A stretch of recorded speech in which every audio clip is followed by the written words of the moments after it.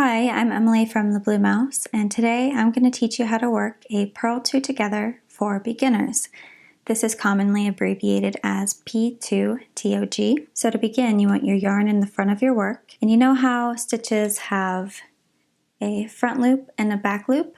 We're going to be going into only the front loops right now. So when you purl, you just go into the front loop from right to left, like this, right? So now we're going to do that, but in 2 stitches at the same time.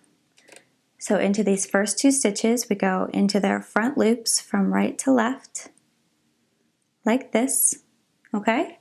You can see that the back loops remain on the other needle.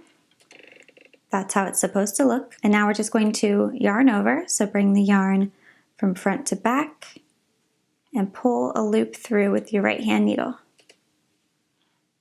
Okay? And now you can slip those 2 off of your left hand needle, and you have just decreased 1 stitch. So there you have it. That is how you work a purl two together. If you found this video helpful, please like it and subscribe for more tutorials.